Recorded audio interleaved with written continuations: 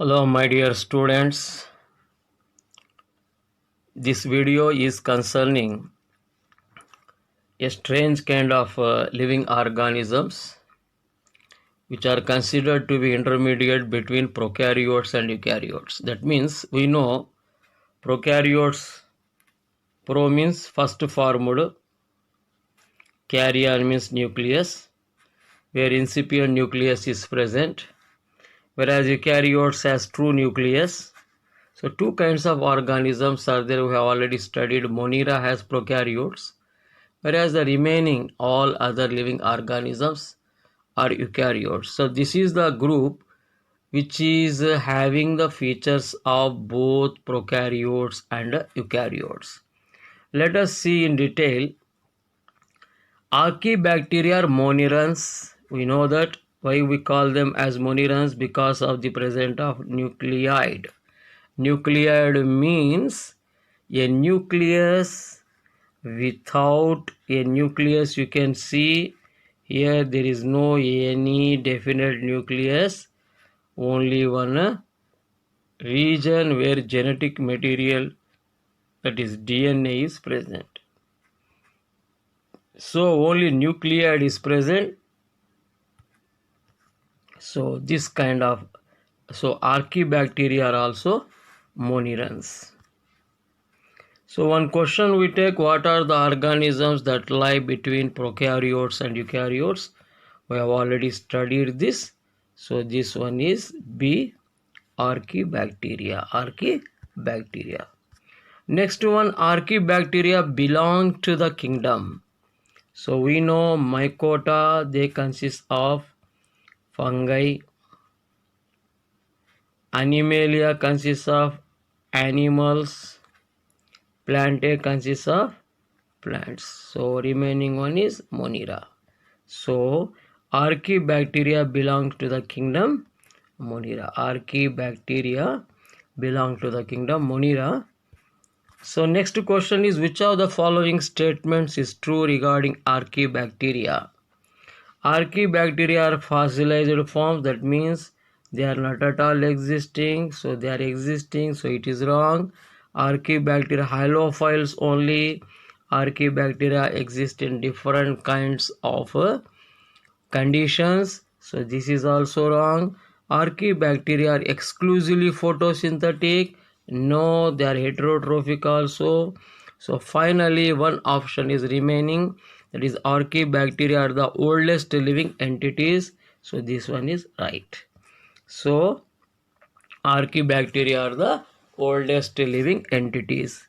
Next one, extremophiles live in extreme living conditions. Hot springs, they live in hot springs. They live under the sea, on the bottom of the oceans, where volcanic vents exist, where a lot of smoke, sulfur dioxide gases are emitting. Even in those extreme conditions, these Archaebacteria live in marshes, swamps, where marsh gas is evolved. In those conditions also, these extremophiles, where normally other living organisms can't exist, these organisms exist. These Archaebacteria are extremophiles. So here one question is, there extremophiles in the following? Eubacteria wrong, cyanobacteria, blue-green algae wrong, mycoplasmas wrong. So our answer is Archaebacteria. Extremophiles are Archaebacteria. Which of the following bacteria thrive means exist, survive? Here thrive means exist, survive extreme environmental conditions such as high temperature, acidic pH, absence of oxygen, that is anaerobic condition, high salt concentration, halophilic condition. So example, Eubacteria, cyanobacteria, Archaebacteria, we already know this. Archaebacteria are extremophiles. They exist in extreme living conditions. Extreme living conditions. Next question, next one. Acidophiles live in high acidic conditions, that is low pH condition, very low pH condition they live. So example Sulpholobus is given here. So this is Sulpholobus which exists in extreme acidic conditions, that means low pH conditions, low pH conditions they exist.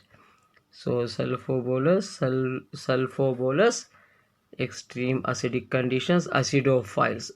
Here acido means acidic, phile, phile, phile means to love, phile means to love, they love acidic conditions, we call them as acidophiles. Which of the following statement is wrong? Acidophiles live in acidic conditions. This statement is right. Acidophiles do not have true nucleus. So true. Acidophiles are nothing but Archaebacteria, so they don't have true nucleus. Acidophiles are a kind of extremophiles, true, extreme conditions, very low pH conditions. So our answer is all of the above, all of the above. Thermophiles live in high temperature. We call them as hypothermophiles also. Hypo means above the normal. Hypothermophiles live in high temperature. Example, Methanopyrus. Here the name Pyrus indicates fire or very high temperature. Pyrus means fire or very high temperature. Methanopyruskandleri temperature is 41 to 122 degrees Celsius. So above the boiling water temperature. So this one Methanopyrus living in a hot water springs from which we are getting vapors. Even in that vaporous conditions, in these vapors also around this we can find this kind of Archaebacteria, Methanopyruskandleri. So Methanopyrus is a kind of thermophile because it exists in a hot water springs at very high temperature. Next one is halophiles. We know that halus means high salt conditions. Here phile, phile means to love, they love high salt concentration. So example is Halobacterium. So even in the Dead Sea at very high salt concentration, so this kind of Archaebacteria exist. Example Halobacterium. So one question, organisms that live in salt water conditions are called, we already know salt water. So halus, salt water, halus, halophytes, halophiles, halogens. Halus means sea water or salt water. So salt water, halophiles. So next question is obligate. Obligate means must and should, must. Obligate. And next one is anaerobes. Ana means no. Aerobic means in the presence of oxygen. Obligate anaerobes means organisms which exist in the absence of oxygen, always live in oxygen lacking conditions. So we can see anaerobic respiration where acetic acid is converted into so incomplete oxidation is going on here. So this kind of an anaerobic conditions, so this kind of bacteria exist. So that's why we call obligate anaerobes. That means this Archaebacteria cannot exist in the presence of oxygen. So here obligate anaerobes can survive in So obligate, I already discussed. Obligate means must. Obligate already we have discussed. Must. Ana means no. Aerobic means in the absence of oxygen. So obligate anaeros in the absence of oxygen only. In the absence of oxygen only. Presence of oxygen wrong. Presence or absence means it is not must. That's why it is wrong. So it is wrong. So this is wrong. This is wrong. Presence of carbon dioxide only, that is wrong. So our answer is absence of oxygen only. Next one is methanogens live in marshes. Marshes means swamps, Buruda Nelalu, where marsh gas is evolving, and in a rumen of cattle we know. So here we can understand what is rumen. So cattle consists of uh, intestine that is subdivided into different regions. Omasum, you know, omasum, you can see here, omasum, abomasum, rumen, intestine. So in the rumen, so this bacteria exist.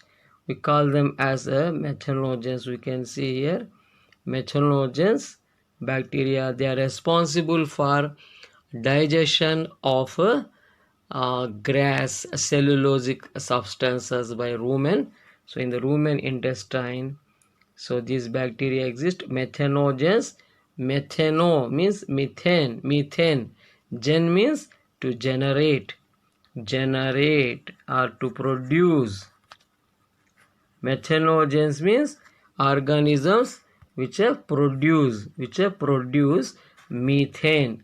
Methanogens live in marshes and rumen of cattle that release a methane gas.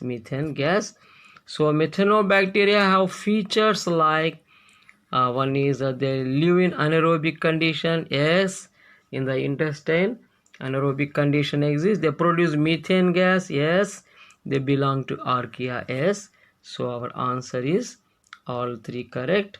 So we take a D as the answer. Next one.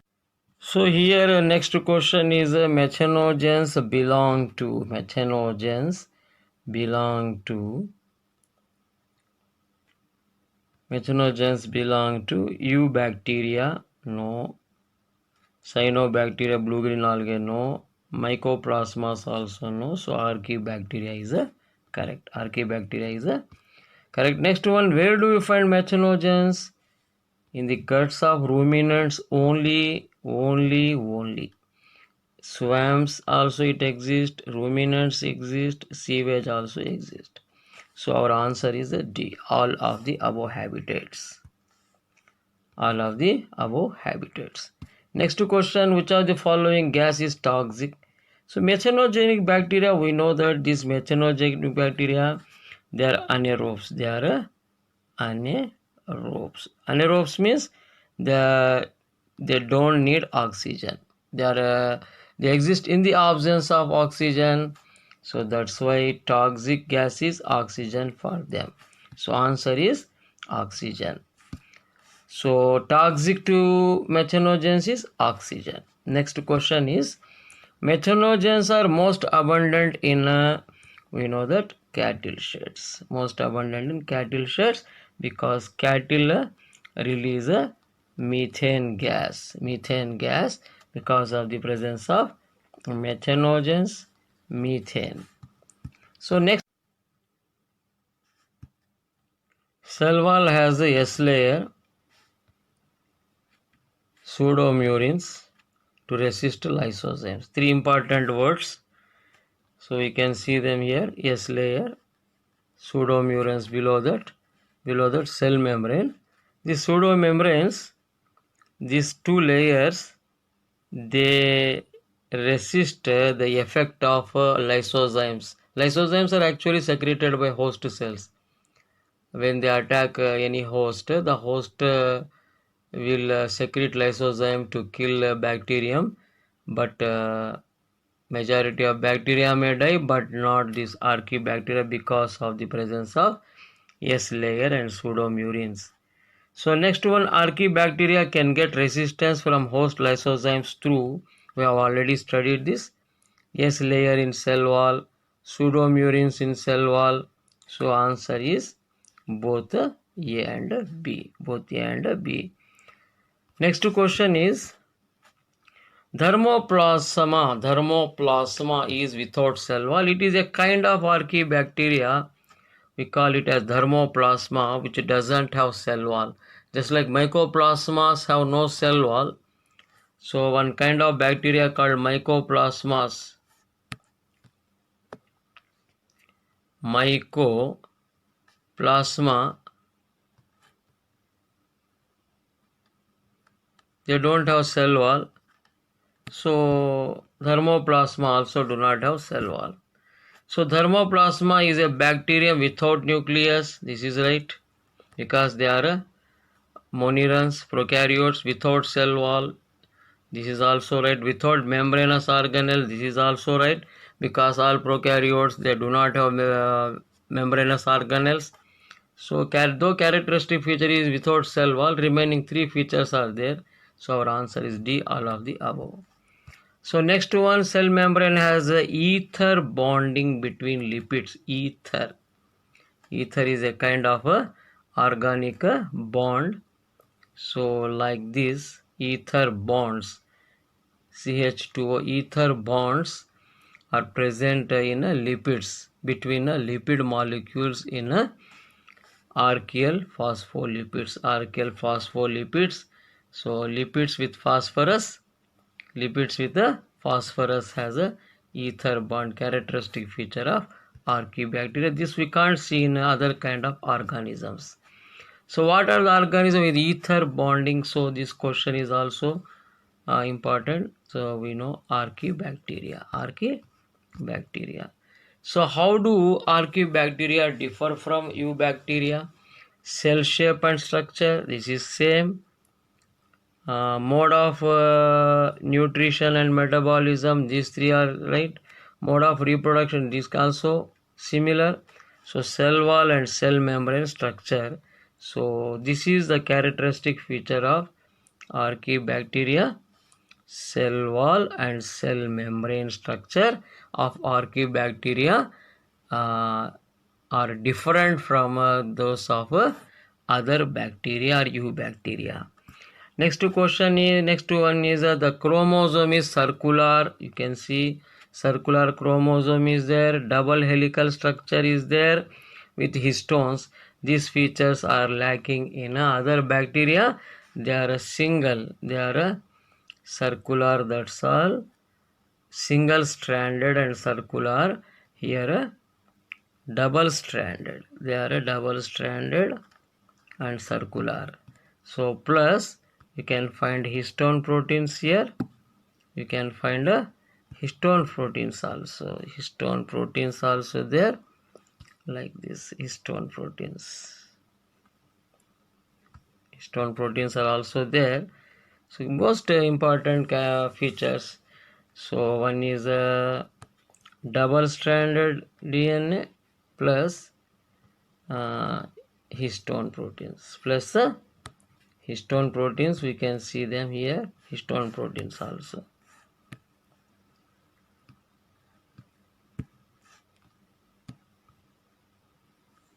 So next one is, this is true about genetic material of Archaebacteria. DNA is circular, DNA is double-stranded, DNA is associated with histone proteins. All these are eukaryotic features. To some extent, they are eukaryotic features. So answer is all of the above. So next one, ribosomes are of 70S type. We have already discussed ribosomes are of two types, 70S and 80S. 80S ribosomes are present in the cytoplasm of eukaryotic cells, whereas 70S type present in prokaryotic cells, plastids and mitochondria. and they are sensitive to diphtheria toxin. That means a kind of toxin is there, diphtheria, Corynebacterium diphtheriae, a kind of bacterium is there, whooping cough bacterium that releases substance, and this one stops protein synthesis in human beings, the cells affected by this diphtheria disease. So that is found. Actually, this diphtheria toxins won't affect prokaryotic organisms. It is released by prokaryotic organisms, but ribosomes of 70S type in Archaebacteria. That means here Archaebacteria is getting the features of eukaryotic organisms. So this is characteristic feature of Archaebacteria. Diphtheria toxin acts by we have already seen proteins, inhibiting protein synthesis. Diphtheria toxin, don't forget, inhibiting protein synthesis. The first amino acid involved in protein synthesis, methionine, like eukaryotes. Well, in the case of majority of prokaryotes, different kinds of initiating codon amino acids are present. First amino acid is different kinds in prokaryotic. In eukaryote, this is methionine. In the same way, Archaebacteria also have the first amino acid involved in proteins in methionine. So methionine is the first amino acid of eukaryotes and Archaebacteria. Question we shall take. See here we can see it is start codon AUG, that is a coding for a methionine. So methionine molecule. So the first amino acid involved in protein synthesis eukaryotes is, we have already discussed it, that is very important point, methionine. So its tRNA lacks thymine, just like other eukaryotes. In eukaryotic cells, thymine is absent in RNA. Thymine is absent in only uracil is present in RNA of eukaryotes. The RNA of a eukaryote. The same feature we can see in Archaebacteria also. Uracil is present, thymine is absent. So next one is, which of the following nitrogenous base is present exclusively in RNA? We know that is a uracil. Exclusively RNA means uracil, that is thymine is replaced by uracil. So uracil is the answer. So next question, chlorophyll based photosynthesis absent. Here no photosynthesis, chemosynthesis takes place. So because chemosynthesis in the presence of sulfuric acid, hydrogen sulfide, it produces energy. So what are the bacteria that live in a deep sea water? We know this is a Archaebacteria. Deep sea water, in sulfur emitting volcanic vents, you can find this. The gases produced from anaerobic degradation process. So carbon dioxide and methane. This is the C answer. Anaerobic degradation process. So methane, carbon dioxide are released. Next one is, what are the organisms that have some features which are present neither in eukaryotes nor in prokaryotes? So answer is no doubt Archaebacteria. In the first slide we have studied, they are intermediate between prokaryotes and eukaryotes. So the features which are not found either in eukaryotes or in prokaryotes can be found in Archaebacteria. So Archaebacteria lies between prokaryotes and eukaryotes, and also they are unique with respect to true prokaryotes and true eukaryotes. So okay, I think you have understood different slides. You please go through the slides what I shall provide in Google Classroom, and also you can rewind the video and see several times so that you can understand a new kind of terminology in this slide or in this video. Okay, thank you very much for watching this video.